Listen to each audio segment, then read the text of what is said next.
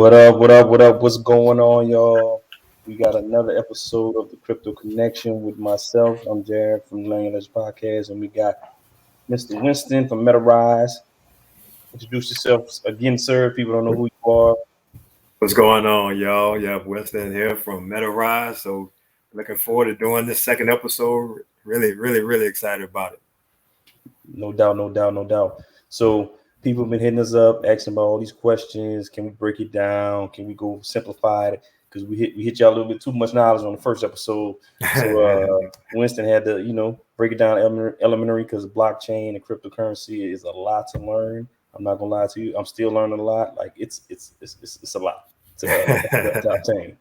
So, just to let you know, recap what we're gonna do today. Winston gonna do his presentation like he did last time. If you got questions, make sure you hit us in the comments. Let us know what you want to know. We'll interrupt him while he's doing the presentation, and then I have some things I want to say myself. What's going on in the cryptocurrency market?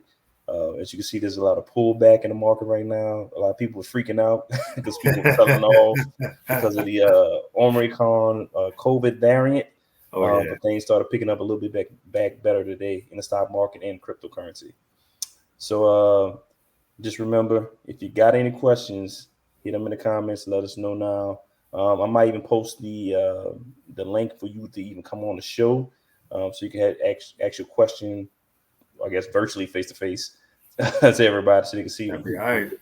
Yeah. So no further ado, take it away, Winston, sir. All right, let me get my share up here. Yeah, man, I'm glad you mentioned the market because all of us was looking at that the other day. I know I opened up my portfolio the other day and I said, oh Lord, what am I doing? What am I doing with my life? Yeah, but I looked at it like, I guess the investor me was like, yeah, everything on sale. Let me go get some. Absolutely. Now it takes a while to get there. Yeah. Right. Oh yeah, most definitely does. It definitely. I was not for the longest. I was not trained to think that way. Right. Warren Buffett says, when people get greedy, get fearful. When they get fearful, get greedy. And I heard that, but executing on that, it takes some practice. It takes some practice. Man, let me tell you my investment strategy. It was the worst strategy. I don't even know where I got it from, but I thought I was like beating everybody. I thought I was smarter than the market and everybody else. So what I would do is I'll look at something, and if it was going down, I wouldn't buy it. But the second it turned green, then I would buy it. So I was trying to, and needless to say, that didn't work. Right, you trying to catch it. You trying to catch it on the way up. Trying to catch it on the way up, right? Which made no sense. So, even when I was working in the bank and I was selling mutual funds and stuff like that, I would tell people, okay, if you were buying a shirt, for example, like, would you buy the shirt at regular price or would you like to buy it on sale? And most people be like, I like to buy it on sale. But somehow when it comes to like investing in money, it's like that rationale goes out the window. It's like, no, I want to buy it when it's going up. There's nothing else in life that we like to buy when it's going up in value. But when it comes to investing, it's like we get it twisted. So exactly. All right, y'all. So we're gonna do. I'm calling this getting started part 2. We kind of had a part 1 last time, and I told Jared to pull me back if I just keep going because I get to talking about this crypto stuff, and it'd be 2 hours later, and I still be going. So I told him, do not let me go a long time tonight. So, all right, y'all. So without further ado, let's go ahead and get into this presentation here. All right. So just a quick disclaimer, just so y'all don't come for us. We are not licensed financial advisors. The opinions expressed are for general informational purposes only and are not intended to provide specific advice or recommendations for any security, blockchain, coin, token, or investment product. It is only intended to provide education about the digital world and financial industry. Please do your own research and consult a licensed professional if you plan to invest in the future. The views reflected in the commentary are subject to change at any time without notice. All right, so we got this out the way. So Where do you start? Touched on this last time, but you want to do a self-assessment, see where you are, see what you can afford to do, and see what you're trying to do. So determine your own strategy for yourself. Now, there's a bunch of good strategies that are out there. A lot of things that you can learn in the stock market. And Jared is doing some training in the stock market and learning some different strategies. A lot of those you can apply to real estate and crypto and so many other things. But you definitely want to get a strategy for yourself and figure out which one works for you. Which one can you sleep with at night?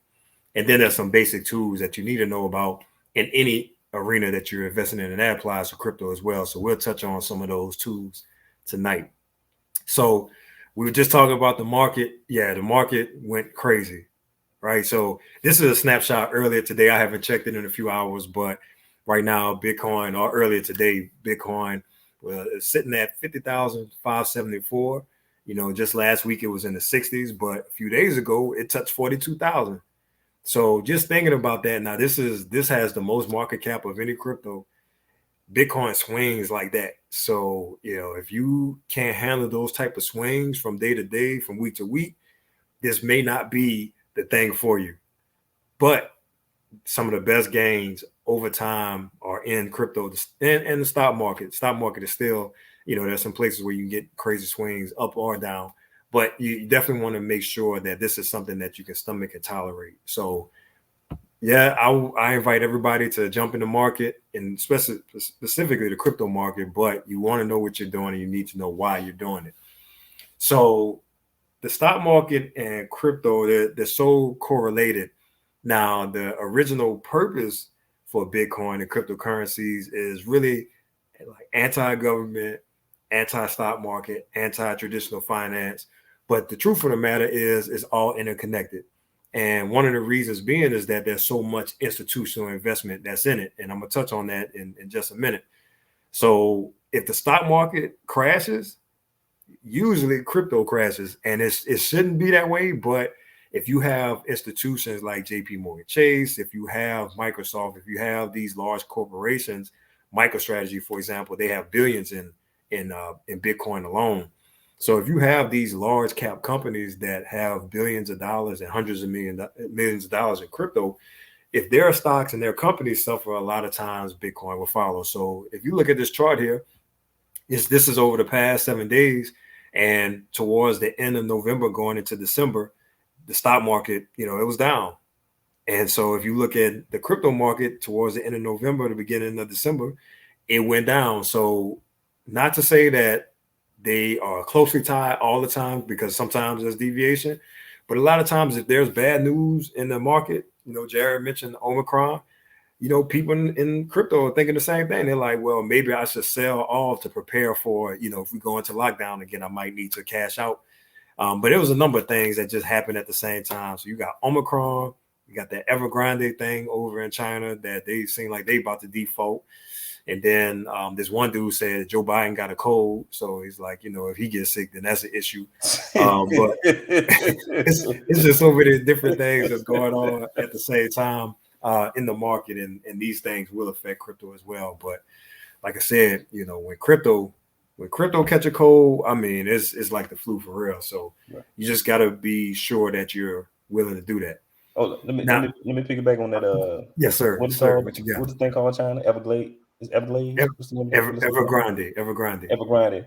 So if you're unfamiliar with Evergrande, it's one of the biggest real estate firms in China, and they're about to go bankrupt. So a lot of people in the stock market and investing world are a little worried about that, because they think it's going to set up a chain reaction throughout the world economy. So little people are still monitoring it. It hasn't happened yet, but when it does, you might want to be aware. It might affect the markets when you're investing. So just be prepared. Always monitor the world news as well as stock news in the States. That's it. Nah, that's a great point. You know, everything is interconnected.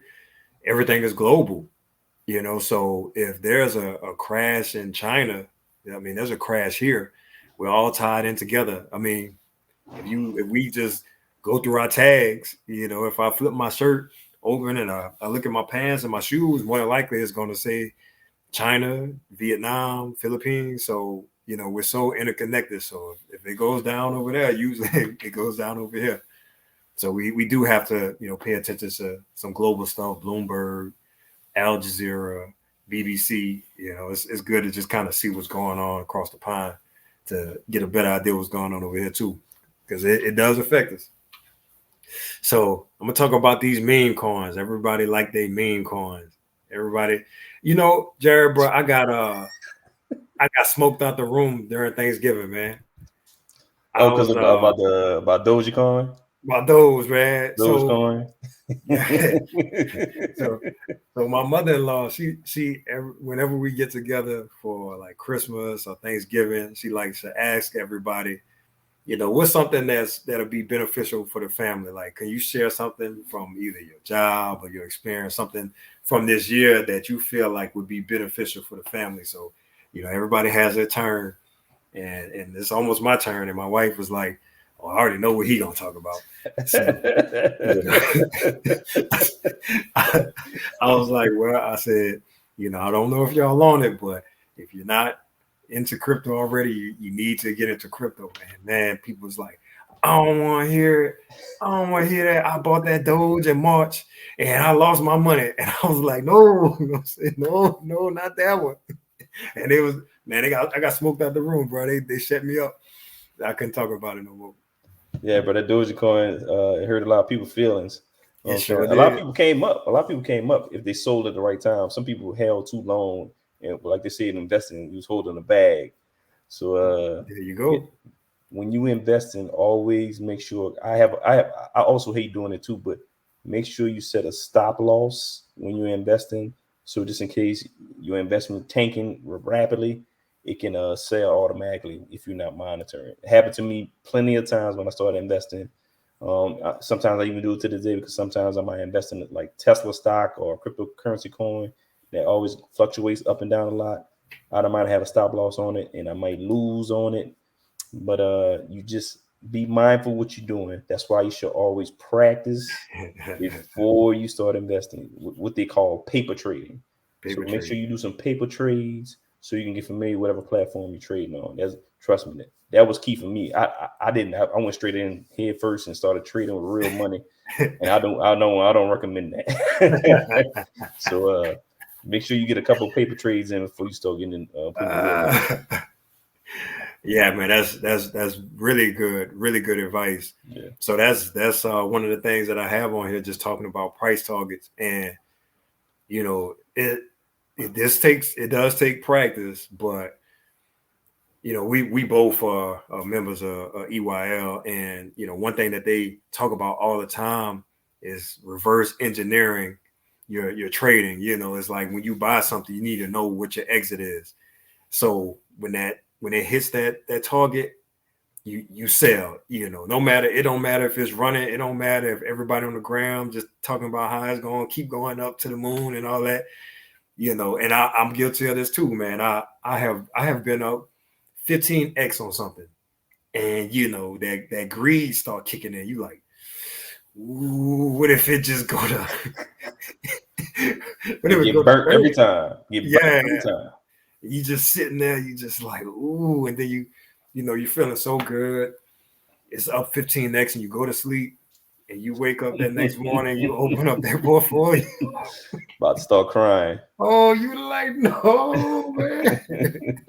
So, yeah, man, there's no lesson like a real live lesson with real money. So yeah, those paper trades are really important, and there's a lot of things you can do with that in the crypto market as well. Oh, we got a question. Hold on. Oh, what we got? Hold on, pull it up. Give me 1 second. Shout out to Hirsch, Big Hirsch watching. Thank you for tuning in on the show. Do you recommend a course on crypto? Yeah, so it kind of depends on what angle you're trying to go into it. So, if you're just talking about like, okay, do you want to just like generally learn about blockchain itself? There's things on Udemy and Coursera. So like Coursera have courses from Stanford and MIT. Like you got really deep dive studies on crypto, and they'll go all the way from like the history of blockchain and cryptocurrency, how it was created, those type of things. So if you want like a foundational layer, but if you're looking for like trading things of that sort, like if you're looking just as an investor, believe it or not, one of the best resources is YouTube for investing in crypto, because the truth of this matter is this market is so early. Like, it's these all-time highs that we're hitting.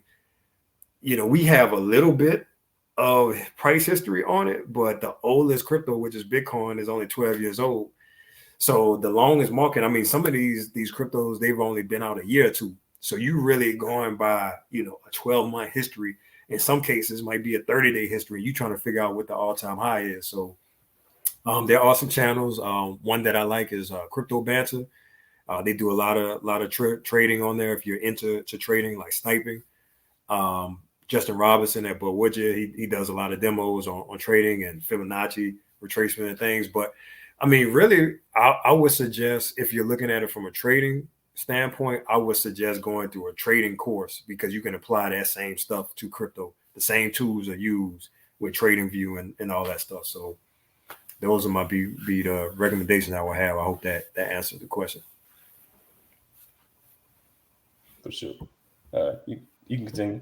All right. So the meme coin. So Doge. So I have my own investing philosophy about meme coins such as Doge and some others. I won't name the others because I know everybody like their meme coins, but Doge, for example. So I can't personally put fundamentals behind, why it goes up and why it goes down. If I have to wait on Elon Musk to pump the price, then I just can't. If it just depends on how he feel, if he wants to pump it, that I just can't put my arms and my mind around it. But people have made a killing in Doge.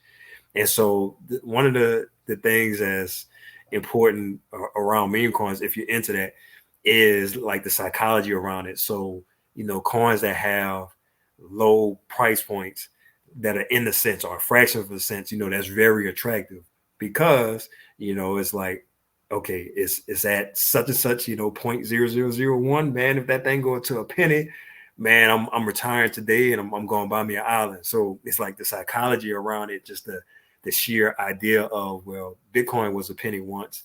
Maybe this will do what Bitcoin would do. So that's a part of it. But again, it's manipulated a lot of times by, robots. Sometimes, a lot of times it's bots on the gram and bots on Twitter and bots on TikTok, with people stunting. Those things start to flood our psyche.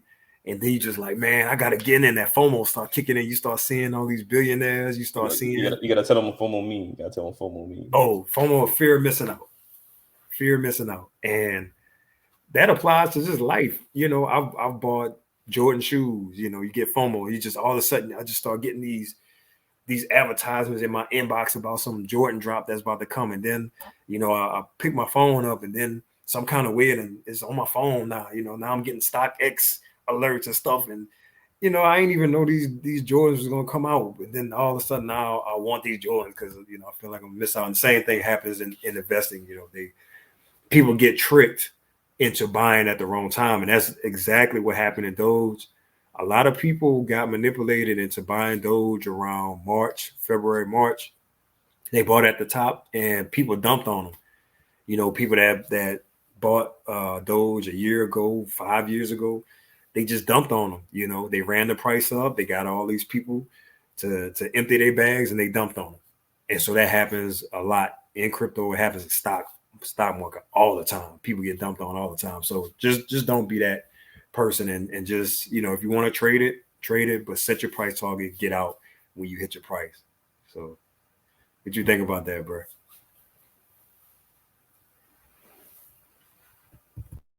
Sorry, I was on mute. Look, I know a lot of people who got in Dogecoin. I knew some people were in trouble when my mom was talking about Dogecoin. When my mom was talking about Dogecoin, I knew some people was gonna lose some money. Like, I got into it when it was like a few. I forgot when I got into it. And when it reached a certain point, I sold most of it, and I just kept a few just in case it popped back up. But I knew I knew it was gonna drop. I just ain't know when. I ain't know at what point it was gonna drop. Because people was hitting me up, asking me, "Man, you in this Dogecoin?" I kept telling people, "Look, I said if you get in, make sure you put enough money in that you're comfortable losing, and make sure you set a stop loss because you don't want to be caught holding the bag. Trust me, Yes, I know that feeling indeed. too well." So Yes, indeed. when FYI, if you hear about us about a time, if somebody is calling you or texting you about a stock or crypto coin, asking you to get into it, it's already too late. It's late. It's too Yeah, it's late. too late. Like don't even try to get into it unless you're gonna watch it the whole time. And once it start going down, you can get out. So once you start hearing it on the news, man, if your mama and your aunts and your grandma is telling you about a crypto coin to get into, it's already too late. Yeah, that's the litmus test right there. If your Exactly. mama is asking you about crypto, it's too Exactly. late. It's too late. It's too late. And that's good advice, bro. I appreciate it. But that's true. You know, there's indicators that's out here. You know, we can look at stuff. You know, there's on-chain analysis where you can actually look at the blockchain and the metrics and see what's going on with the blockchain. You know, we got the indicators like the charts. You know, we go to CoinMarketCap and go to CNBC and Yahoo and all that stuff and look at those indicators. But you know, you can start to use your common sense too. You know, to Jared's point, when you start seeing stuff, when you have people that you know have no business giving you investment advice, and now you got and this is no disrespect, you know, because there are a lot of intelligent and investing savvy rappers and entertainers and you know such that a lot of athletes, you know, they know what they're doing, but I just feel like picking on them. But you know, if Ja Rule start coming out and start saying, you know, because when that whole AMC thing, GameStop thing was coming, he was coming out talking about hold the line, and I'm just like, are y'all really gonna take your investment advice from Ja Rule? Fire Fest Ja Rule. We really gonna do this, you know? And I'm just like, man. So you can kind of tell like when the top is coming on anything when it's just everywhere. Like you can't turn around. And when they were talking about you know Elon going on SNL and everybody waiting on this announcement from that was a sell sign. You know, they say buy the rumor, sell the news. By the time it got to that point, everybody should have jumped on that computer that day and sold every piece of those that they got if they waiting on an announcement on SNL. Is like Jared says, too late. It's too Right. late. Look, I ain't gonna lie. I was one of the people waiting, but I already set my stop. Like I already set my stop. Like I was watching it. I was watching Saturday Night Live and I had my phone in my hand, waiting, see what's gonna happen. And a sell off started happening. Like During I the think show. it started going up when he came on, and during the Mhm. episode, it started selling off. So Mhm. if people ain't get out, they got caught holding the bag. Oh, hold Yeah. on, we got a few comments on here. Hold on. All right. Oh, what's going on, Ashley? What's up? What's up? I see Ashley Jenkins. Thanks for watching the show. He laughing at our comments. And then we got I think Hirsch asking another question. Is there a stop loss on auto? Can you set up a profit gain to auto sell once you hit? Yes. Depending on what platform you use. If like let's say for example, if you put in I'm just gonna use money values. If you put in $100 and you got to set your stop loss for you to sell your coin or your stock at $90, you can do that automatically. You don't have to watch it. Also, like if you bought something, I asset $100 and it hit $110, and you wanted to sell once it hits 10% profit, you can do that on auto as well, depending on your platform. Um, I know there are a lot of platforms that do that, like Webull, Robinhood, the cryptocurrency apps like Coinbase and Uphold and a few others, crypto.com. They have those features, but they're not as advanced like the stock market trading apps like Robinhood and TD Ameritrade. But they are coming up. So Well, there's one the best one that I know of, and maybe I can do some homework on that because I'm not a day trader, but FTX US they have a lot of those tools in there. okay, If you want to do like trader view type trading, Oh, that's So they that's the ones we like for Forex mainly, right? FTX, so they bought a number of different derivatives platforms and integrated it Okay. into FTX. But they are one of the biggest in the US. That's that Sam Bankman-Fried umbrella.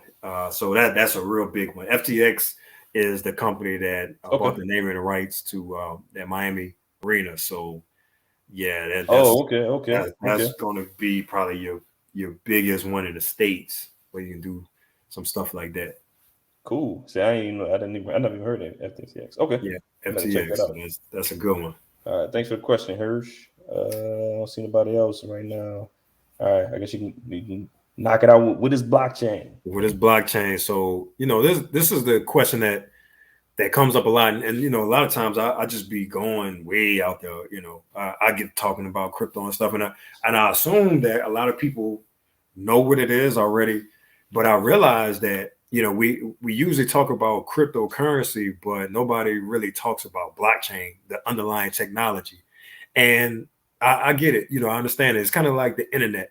Like we're on the internet right now. We're using layers of the internet right now, but we never talk about the internet protocol. Like nobody, unless you're into tech, you have to work on mainframes and things of that sort, or you have to write code. Like nobody's really talking about the internet protocol itself.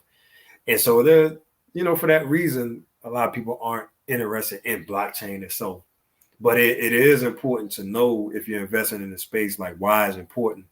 And so I often ask people, if you had the opportunity back in 95 to invest and own a piece of the internet, would you have done so? And most people are like, yes, absolutely. If you could have bought a piece of Facebook or Amazon or Google back in the day when they were first coming out, would you have done that? Most people are like, absolutely yes. And so that's my rally cry to get into blockchain. I'm like, we are going into the next shift. We are going into Web 3.0 is right there. Please get into this. And people are like, I don't know about that.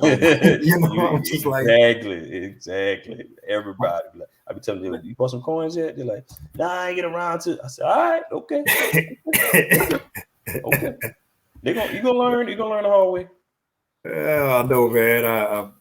I'll be preaching from the mountain, man. I'll be feeling like Tyrese when he went on that rant when he was like, "What more do you want from me?" I'm trying to give people because this is one of those times.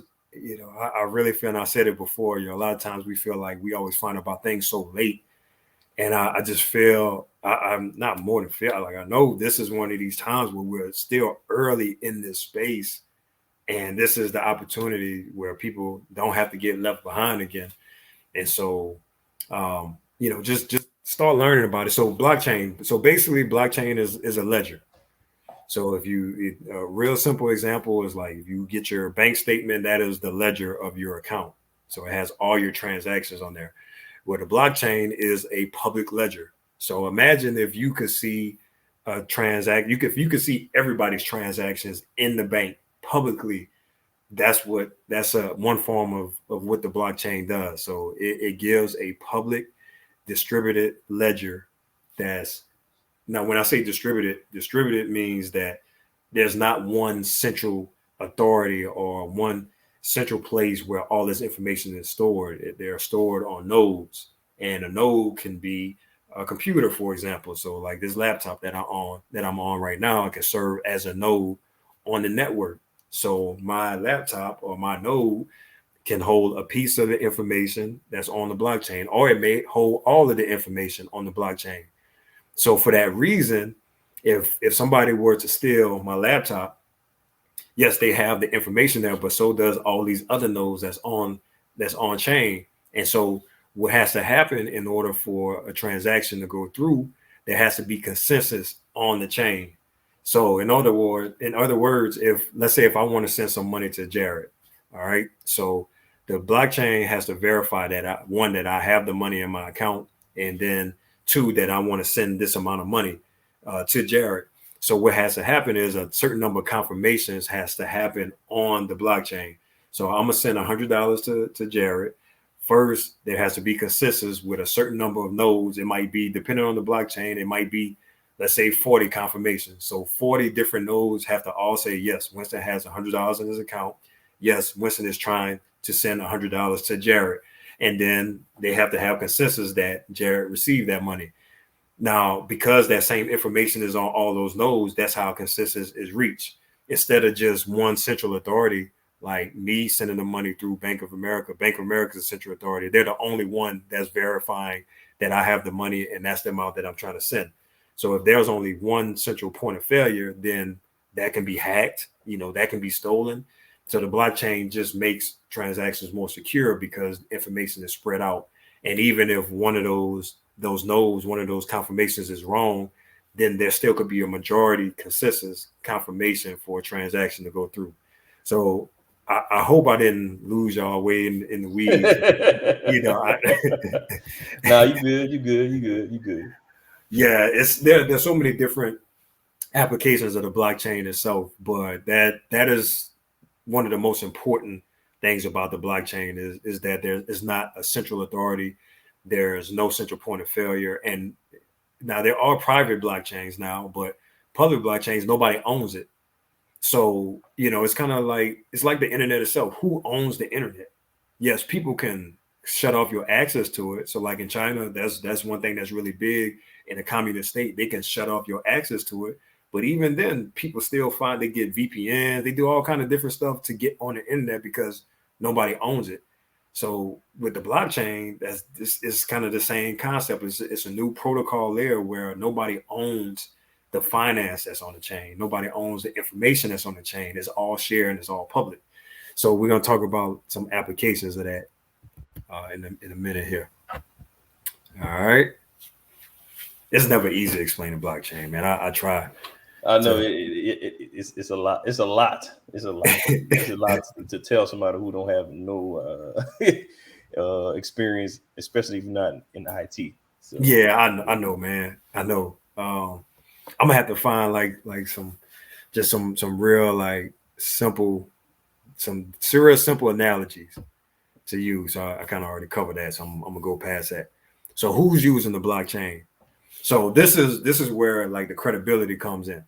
So when I got into it back in 2017, it was just like a bunch of promises.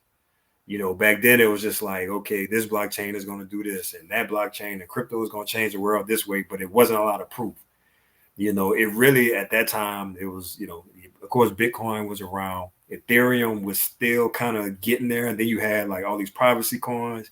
And it was just a bunch of stuff out there where they was just like, man, we're going to do this. And we working with these people. And you didn't really know what was going to pop and what was going to drop. So the top 10 3 years ago looks way different from the top 10 now. And I remember some of that stuff that I invested in is nowhere to be found now.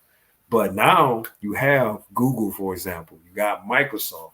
You got JP Morgan Chase. You got Nike. You got Apple. So you're talking about these S&P 500, these Fortune 500 companies that are either building their own blockchain, like JP Morgan Chase has their own their own private blockchain. Microsoft, they're partnered with a token called Engine for some of their NFT and metaverse stuff. Google is partnered with Theta TV, that's to provide streaming services. So it's crazy because it's kind of like a competitor to YouTube, but they know where things are going. So they are running a validator node. So one of those nodes that I was speaking of, they are a node on a blockchain, a competing. Well, I guess it's not a competing blockchain. They're just in the space. They're like, if you can't beat them, join them. Apple is doing. Apple got so many different things. We probably could spend a whole show just on Apple. Exactly. But that's my favorite right there. I love Apple. Yeah. So one cool thing that Apple is doing is on the Solana block. Well, their investment is not directly on the Solana blockchain, but with something that's called Render. And that's where, like, if we start talking about this metaverse and augmented reality stuff. So on iOS, you can use Render to help render virtual reality and augmented reality. So I don't know if people remember Pokemon Go. That was kind of like, I remember that when it was popping. Yeah, it was going crazy looking for people in parks and talking traffic stops. Yeah, I remember that. Yeah, people remember people was falling off cliffs and hurting themselves because of that augmented reality. So that was a real simple one, but Apple is going, they're gonna change the game.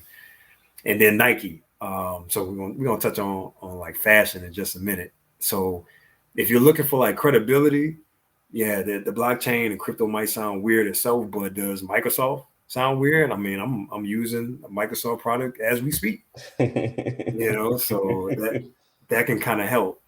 So some other use cases. So Audius, for example. So now we're starting to talk about NFTs. And NFT is a non-fungible token. So a non-fungible token, you can kind of think about it like is like your fingerprint. Like if I was a token on the blockchain, I would be a non-fungible token. There's only one Winston. They try to duplicate me, bro, but they can't. But it's only one being. So Jared would be an NFT, and anybody, we're all unique. Our fingerprint would be an NFT, and so that's basically what a non-fungible token is. One of a kind, is unique. It has its own hash. There might be something that looks similar to it. Might be something that's identical to it, but it's unique because it has its own identifier on the blockchain. But some NFT use cases are like Audius, for example. So Audius is a music streaming platform. So every MP3, every song that you put on there is an NFT itself. And from that NFT, you can get paid by streaming. So that one right there, these NFT streaming services is just gonna rock the boat for like Spotify and SoundCloud, because artists, they don't get paid, like they get paid pennies. They can have 1 million views and get like a $10 check off of a SoundCloud. But Audience, because the way that is set up and because it's an NFT, they get paid so much more off of that. Theta TV is the one that I mentioned that Google is partnered with, is a video streaming service. So every video, so like Jared has a Theta TV channel. If he puts this video on Theta TV, that's an NFT. That's a one of a kind NFT that he can get paid in TFU on by streaming that. And then you as a viewer, now this is the unique thing about crypto and crypto and blockchain platforms, is that you as the viewer can get paid. So I'm using, for example, right now I'm using the Brave browser. In the Brave browser, if I click on the ad, like all the ads are blocked. There's no ads whatsoever. But if I allow ads to come through, every time I click on the ad, I get paid in Brave token, the basic attention token. And so same thing at Theta. When I go to certain channels, I earn TFU. YouTube doesn't give you anything for watching something. SoundCloud doesn't pay you for listening to music. So these are really going to change the way that all of this stuff is structured with advertising dollars. Another use case is with ticketing. So tickets, there's a lot of fraud in ticket, a lot of scalping, things of that sort. So tickets on the blockchain could be verified because they're one for one. And so you can't counterfeit something. Well, I won't say you can't. It's extremely hard to counterfeit something on the blockchain because, again, it's a public ledger. And so you got tickets. For example, they got NFL teams that are starting to issue tickets. In Dallas Mavericks, they're issuing tickets as NFTs, and it saves them so much money from fake tickets. And one thing that's really big that's coming down the pipeline, and everybody, we need to pay attention to this, is ID on the blockchain. So identification on the blockchain is coming. In many places already here, but everything from your vaccine records to your driver's license, your passport, like all that's going to be on blockchain because it's verifiable, it's public, it's hard to duplicate. And so a lot of that stuff is going to move on chain. All right. I'm looking. I told you, bro, I'll be going, man. You good? All right. So my favorite team. So the NFL is they're doing something with NFTs. And so real soon, like they said, they announced before the season is out. And I actually got a notification. So you can look up NFL all day. That's going to be their NFT streaming, their NFT platform. And so you can join their whitelist right now if you want to be like an early adopter, early tester. They're starting to pick people to be early testers for the platform, and you can get in on the NFTs like super early. So that's important because Top Shot, NBA Top Shot, if you bought, some of those NFTs for $1 a year ago, some of those are thousands of dollars at this point. But the NFL, for example, they see just how important NFTs are. The NFL makes so much money off their merchandise and just paraphernalia. So they see that things, paraphernalia and merchandise is going digital. So they're jumping into space. So, I really invite you, if you're a sports fan, just start looking at some of these platforms. And my favorite, AI. Yeah, I remember that. The cross. Oh yeah, my favorite point guard versus my favorite two guard all time. My favorite player all time, actually. Jordan. That's my top two right there. So crypto.com. Now, if you haven't seen a crypto.com commercial, crypto.com advertisement, a crypto.com something, like you probably like really been like sleep for real, because they are everywhere. They just bought, what used to be Staples Arena. It's like one of the most iconic arenas in the world. Like everybody knows. I can't even tell you the last time I've been to Staples, but Staples Arena. Yeah. And so, the Lakers franchise is one of the most important franchises in the world. And you're going to see crypto.com every time the Lakers play. And, like LeBron or not, he's such a big figure. Crypto.com is going to be in the mix with LeBron, and they're on the 76ers jersey. I mean, crypto.com is just all over the place, but they have their own NFTs as well. So you might want to just kind of pay attention to what the NBA is doing, what crypto.com specifically is doing with NFTs. All right. Don't forget about crypto.com has its own token as well. It's ticket number. Yeah. Ticker is CRO. CRO. Yeah. So yeah, that's very important. That's very important. Unlike a lot of the other centralized platforms, so like you was mentioning, like Robinhood and Uphold and Coinbase, they all allow you to go on their platforms and buy their tokens. But buy other tokens, but they don't have their own token. So crypto.com is like one of the best crosses for decentralized finance and centralized finance all mixing together. Because if you start looking, so the way I got introduced to the CRO token was by getting a crypto.com card. So, right. I got one of the cards too. All right. So yeah, man. So that I think that's one of the best ways for people to really get deep into crypto is through crypto.com, because like on there they have quests, like they got missions that you can do to learn certain things. They have, all the stock tickers for the crypto, all that. But the CRO token, it forced me to dive into the Chronos chain. And now you can take your CRO and stake it, and you can do yield farming. I mean, that's the deep end of the pool. So I won't take y'all down there today, but oh man, the price action on that CRO token, oh boy, that was lovely. So yeah, man, we probably should do a show just on crypto.com. Right. I got to show people. See, we ain't lying. You know what I'm saying? We do the real thing. This the package and the car came in. You know what I'm saying? It's real out here. We got the car. Oh yeah. You know what I'm saying? So crypto.com making a difference out here. Game changer. It's yeah, boy, them CRO rewards are, oh man, that's yeah. So yeah, crypto money is different.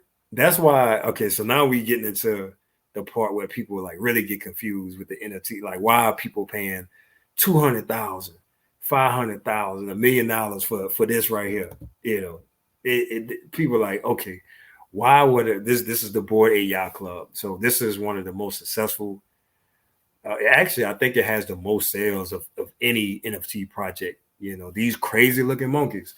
And it's not just about the monkeys. So one thing is with on the Ethereum blockchain. So people that bought Ethereum back in 2015 and 2016, they got different kind of money. And people that have a lot of ETH or they have a lot of Bitcoin, they a lot of times they don't go back into cash, but they sitting on this crypto, and so they're looking for different places to sit their tokens, their Ethereum, or if they got a whole bunch of Doge, they're just looking at different places where they can park. So that's one thing. But the application of NFTs has changed over time. So yeah, you got the artwork. You know, somebody might like the artwork, but the Bored Ape Yacht Club is really a club, and in that club, these are some of the people that's in that club. So you got Jimmy Fallon, you got Mark Cuban, who's a billionaire. You got Lil Baby, that if you into to rap, I mean, you have celebrities that are being turned down from people. I don't want to say regular people, but the average Joe that got a Bored Ape Yacht Club. They're so exclusive. People want to be in this club. And so I was talking to a guy not too long ago. He bought one, kind of on the whim. He had a really good feeling about it. Now he paid 30 grand for it. So he made some money, but he was telling me about this yacht club, this yacht party that he got invited to in New York, and he's rubbing shoulders with millionaires and billionaires, and they're telling him about the next thing that's coming up. And these NFTs, they drop more NFTs that people can resell, and then it gets different merchandise. They're invited to certain clubhouses, to talk about different things, investment opportunities. So Can it's you not talk just about how people can make money off reselling NFTs too? yeah, absolutely. So I mean, just think about that. I mean, these Bored Ape Yacht Club hasn't been around that long. So just imagine if you happen to buy one for half an E, with at the time was around like $500 when these things were going, but you buy one for $500,000, and here you are. The floor price on the Bored Ape right now is like 200 grand. So now you're sitting on, you have this option like, okay, I can go into cash, on 200 grand, or you can even borrow against it. So, this is what a lot of millionaires and billionaires do, is if they have an asset, they don't go into cash and create a tax event. They borrow against it. So you can take your NFT that's worth 200 grand and take 100 grand out and use your NFT as collateral, and go build a house. So just imagine taking a Bored Ape, a JPEG, and now you living in a house off a monkey. You know, so when people, for a while I kind of struggle with, well, how do I justify? People like, man, why would I buy this? It's a JPEG, like. But when you start saying things like that, like, well, I'm living in with this JPEG provided for me, it's like, oh, for real? Man, tell me how to do that. So yeah, NFTs have really provided a lot of applications. And then, just other things. So NFT-Fi is one of those places where you can fractionalize or you can borrow against your NFT. But now you got stuff like infinite objects, so you can actually put your NFTs up on the wall. You can display them. You can put them on your coffee table. And then gaming. So gaming is, huge. And so you got the cross between, like, this is a game called Blankos.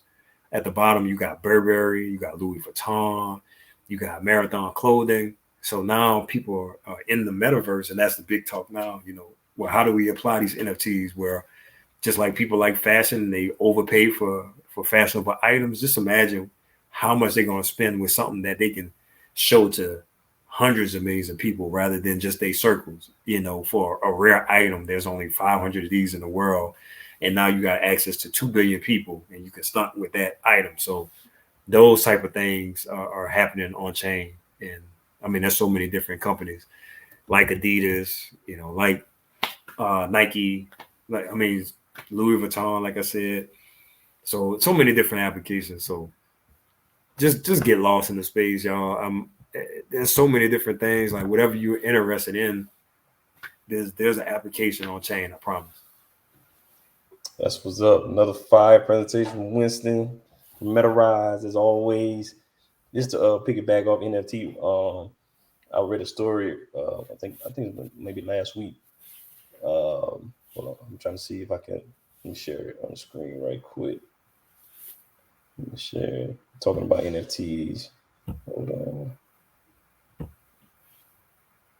Since people might think it's a game out here. This a 12-year-old artist. Yeah, I She saw made that. 1.6 million with her NFL collection. It sold out in hours. NFTs, not 12 years real old. painting. NFTs, digital art. 12 years old. 12 years old, and she made 1.6 million. Telling y'all, man, y'all need to get on this cryptocurrency and this blockchain technology, man, before you get left behind again. Again. Yeah, man. You know, the reach is different. You know, so all right, so like a lot of people will say that, man, I wish I had started a YouTube channel back in 2005. Like, you know, how big would it be now? Well, these art, like, well, for artists, man, I just beg artists, you know, if you have, I mean, even a little bit of skill, if you are an artist, man, there is no reason why you should not be on chain. Your access, you know, that's what all these streaming channels provided, was access. So this, I'm 12 years old. I mean, she'd have made more money in a few hours than most people make in their lifetime, bro. What was the artist that who came out with an album? Was it Baby, Lil Baby, or The Baby who dropped the NFT album? They had Tory Lanez. Tory Lanez. Yeah, Tory Lanez. I think Tory Lanez. Didn't he sell out like he sold out like 10 minutes. 10 minutes, yeah. So yeah, NFTs they coming. Yeah, that's gonna be the standard. You know, like we really are going. I mean, you know, anytime you look back and you think of how stuff has transformed, you know, before the fact, if you're telling somebody, they really think like you kind of throw it off. So, you know, when tapes came out, if somebody said, well, you know, it's going to be CDs one day, and they'd probably be like, man, I don't even make no sense. And then, you know, I was kind of like this when the whole MP3 came, you know, to the scene. You know, people were telling me, like, I mean, there's just not going to be a reason to have a physical thing to hold your music anymore, right? And man, it took me a while to kind of wrap my mind around it until like I got to college and like LimeWire and all that stuff was popping. I was like, oh, okay. Exactly. Yeah, you don't need that CD, DVD, nothing, cassette tapes, all that going. Oh, we got a few comments. Hold on, let me see what's going on. What's up, Harold? How you doing, Mr. Seals? You know what I'm saying? Gonna have to get you on the show. He's a crypto enthusiast as well. He in the game. He can come on the show eventually. Probably hoping in a couple of weeks. Okay, absolutely. Shout out to him. Awesome. Unfortunately, he was saying no, but I'll let that ride. That's my Zulu brother, y'all. He know how it is.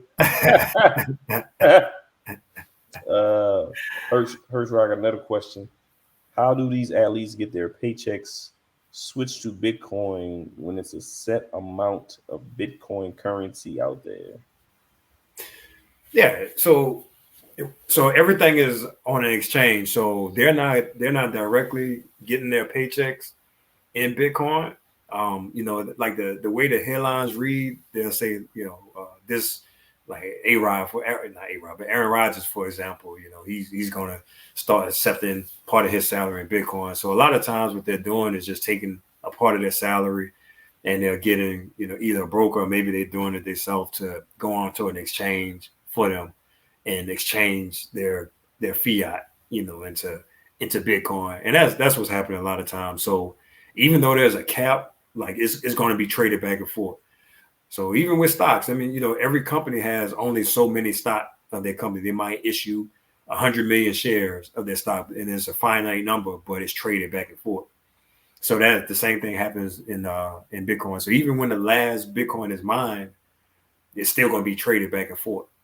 Now, as we get to that, and it's going to take a while, but as we get to that limit, it is going to become more scarce, and because it becomes more scarce, it goes up in value. And so, you know, that's with anything, man. If a company like buybacks their shares, you know, they're taking it off the market. So yeah, but yeah, they're just trading it. It's just being traded back and forth. Thanks for the question. You said more isn't being printed like. I think you mean to say, or is it being printed like money? Oh yeah, we probably gonna have to. That's another thing we have to talk about how cryptocurrency is created, data mining and stuff like that. Yeah, we definitely have to talk about that. How people make rigs, how people use the computers to make cryptocurrency. So yeah, we definitely have to talk about that. Let's see. Somebody else got some. Thanks for the welcome, brothers. Oh yeah, most definitely, Harold. Yeah, we'll see you on the next show, hopefully. We'll get you on here talking about your new company and everything, how you got in the crypto world and everything. Okay. So before we get out of here, because I see we got 5 minutes left, because I like to keep it an hour. Because if we keep going, people want to ask more questions. People want to pop on, be like, "Hey, wait, I got another question." No. I like to keep it an hour, so we can't give you everything. What is what what is Yes, it? indeed. Yes, indeed. What is it? You know Let's that talk about China next time. Yep. yeah, we'll talk about that. You know, when you really so this is the thing about crypto. You either gonna keep going forward with it. Once you really dig into it, you can be like, man, I'm out of here, because nobody know who made Bitcoin. One, like, we don't know who it is. Exactly. There's all these theories, but we don't know who the founder of Bitcoin is. And you know, once you start looking at like algorithms to create it and things, it'll turn a lot of people off. But at the same time, it makes you realize, like, it makes you ask the question, like, well, what is money? And when you think about what money is whatever you agree for money to be.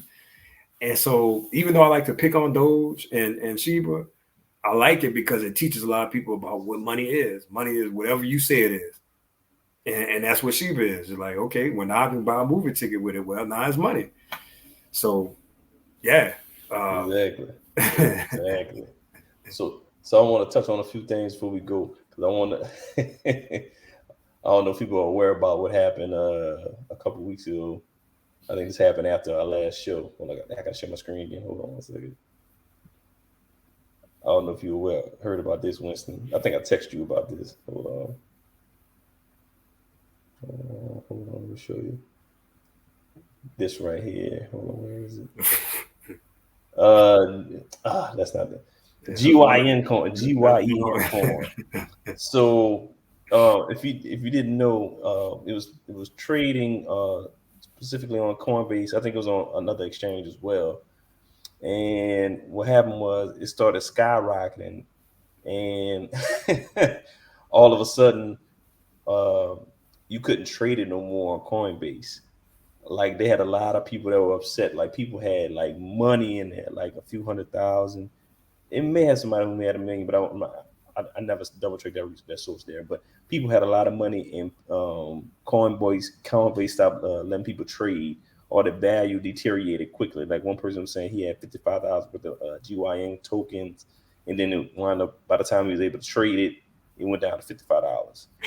So that's why we tell y'all you need to do your research and your due diligence when it comes to this crypto coin, because they're not like regular stocks in a company. They are cryptocurrency. That's all they are. Like, they don't answer to the SEC. I think Yep. I think this coin got kicked off Coinbase. Yeah, it got kicked off Coinbase.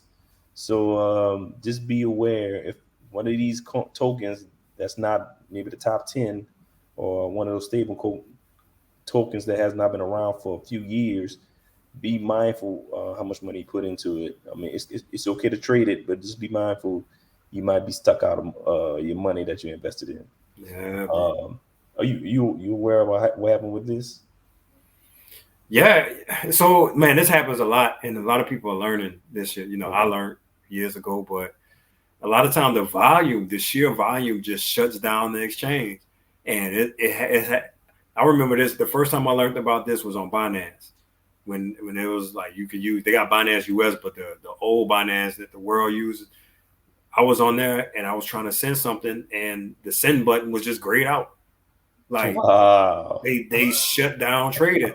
And like I said, man, crypto will teach you a lot about, markets, period, because even like with Robinhood with the whole GameStop thing, and they had to shut it down, like, you learn about liquidity. If there's no liquidity, like if they don't have enough of the token to send or sell, then they can't honor it. And then on the other side, I think, like, when people trade and stuff, they think it's like this unlimited supply thing. If in order to buy something, somebody has to have something to sell. So if there's not enough tokens on the other side, you can't buy it. And then if you're trying to sell, but there's not enough money in the pot, where can it go? So yeah, bro. Now this happens a lot too, even on Coinbase. This happens with Solana on FTX a lot. These big platforms, they'll list a token because they're early investors too, and they're getting the retail investor to dump on. And so, I'm not saying that this necessarily happened in Coinbase, but as reputable as Coinbase is, it's kind of interesting that this token out of nowhere shows up, it blows up, and then so VCs do that a lot, bro. They tear people up left and right, bro. It's cold, like. Exactly, bro. Exactly, man. That's crazy. When I saw this story, I was like, damn, I never even thought about that. It did remind me of the Robinhood GameStop fiasco. I was gonna touch on Coinbase, but I see we over the 1 hour mark. I just wanted to touch on one more thing. I don't know if you heard about. Oh, I'm sorry, my light went out. That's when you're talking the truth. You're talking the truth. So if you're unaware, El Salvador, country in Central America, they want to be the first Bitcoin city. I'm trying to fix this light. So they are heavily invested. I believe they made Bitcoin a legal currency, if I'm not mistaken. Yep. So I think they're one of the first countries to do so. So what are your thoughts about El Salvador trying to make a Bitcoin city, trying to entice people to move their Bitcoin into their? I think they're trying to create an exchange as well. And they try to give them like tax benefits. If you move your money over here, you won't pay no taxes for a certain amount of time, or something like that. They really didn't give too much in-depth knowledge about the tax break that you'll get. What are your thoughts about that before we head out of here? I love it, bro. It's one of those things where Cuba is doing something similar. As a lot of Latin American countries are looking to this because of the stranglehold. I hope it don't get us in trouble, but stranglehold like the IMF and the World Health Organization, like a lot of these multinational economic corporate, I don't know what you call these institutions, they have these strangleholds on these countries because they give them these loans and they can't ever pay them back. And so, if you get off the US dollar as the standard and now Bitcoin is a standard, then what power, so I mean, they know what they're doing, and I want to take a trip there just to see like some of this stuff. Bitcoin City, man, I really want to check that out.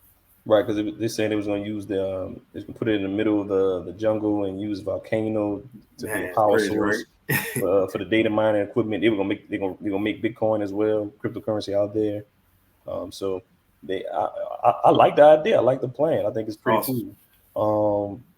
So just be mindful. Like, we created this show for you all, for the culture, so you could be aware of cryptocurrency and blockchain technology is out there. And the governments, they're a little afraid about this technology. That's why as cryptocurrency is outlawed in some countries. So it's hard to control it. So just be mindful. You need to start investing some money. It could be $1, $5, $10 a week. Please. I mean, just just invest. Like, you don't have to buy a whole Bitcoin to get Bitcoin. Like, you could buy, if you got $5 worth of Bitcoin money, if you got $5, you could buy $5 worth of Bitcoin, fractional shares of it. So don't be afraid when you see all these enormous prices. I think right now, Bitcoin is going for 48,000 now, 49,000, something like that. Mm-hmm. Yeah, you can buy $5 worth of that.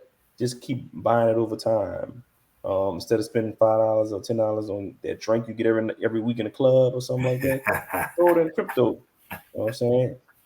I'm gonna do hopefully next time we do the next show, I'm gonna do a presentation on what apps you could use or what I like to use, so you can do like I like to use certain apps that auto invest for me, like every Thursday or every Friday or every Saturday, it invests for me. Like, I'm gonna get $20 worth of Apple. I'm gonna get $20 worth of Bitcoin. So I like to use the long term. I'm a long term investor. I use the dollar cost averaging method because I like to trade a little bit when I can, but I'm not a day trader, full-time day trader like those guys being charts and big 20, 30 monitors on their desk. I ain't got time. I got too much time, I got a job, I got a wife, I got kids, and coaching engagements, podcast shows. So I'm doing a lot. So if you ain't got time, just set up a little $5 here and there, $10 there, and time in the market will help you long term. Trust me. So you got any last words, Winston? That's it. Man, that's a great point right there. Time in the market. You know, Ian on Market Mondays, he says all the time how they duped us into thinking short term. Like we just be trying to hit the lottery ticket all the time, but the money is in the long term hold. You know, even with those, like the people that's stunting with those now, like they've been holding those for years. You know, this is not a new thing that came out. So even I would just say, like, just try to hold over cycles with any crypto. You know, when Bitcoin was up at 20,000 4 years ago, people thought it was like it'll never go any higher and it crashed. But look where it is now. And so if you can hold over years, like that's where the money is at. And so like let's really start to think out there, like far out there. Because we all can look back 5 years and be like, man, I wish I'd have did this 5 years ago. I wish I'd have did this 10 years ago. It's going to come, you know. So just like really think long term. That's all. No doubt, no doubt. Oh, hold on. Somebody made one more comment, Mr. Hold on. Yep, Harrison. Yes, sir. Crypto is the new stock market. Yes, sir. You are correct, Mr. Seals. So if you ain't in crypto, you are missing out. Do not believe the hype. You know what I'm saying? Do not let the people on TV tell you, don't get into crypto right now. Don't get into it right now. Meanwhile, they putting all their money in crypto. Right. You know what I'm saying? All their money. Like, because of this dip that we just recently had, I'm telling you, institutions and banks they made money off that. They're gonna make money off that because they bought in on a dip when it was low. Yeah. So don't be fooled. If you see red, that means everything is on sale. All right. Don't be afraid. So I want to thank everybody who tuned in tonight and the people who are going to be watching later, because a lot of people like to watch our show after the fact. I don't know why. They bombard us with a bunch of questions when we say we was on the show waiting for you to ask questions. So I'd like to thank everybody who asked questions. Thank you for watching. Make sure you follow us on YouTube. I just created the YouTube channel today or yesterday. We on Facebook, Twitter. I'll list everything in the comments in the description of the video. So look out for us. Make sure you follow Winston on Metarize. If you go back and look at the video, you'll see I had it on the bottom of the ticker where you can follow him on YouTube, Facebook, and Twitter, as well as Theta TV and how you pronounce Audacity? Audius as well. If you're an early adopter, you can follow me on Lanyard Legends, all the platforms, lanyardlegends.com. So thank you all for watching. Thank you for all the comments and support. And we out. Peace. See you next show. Right.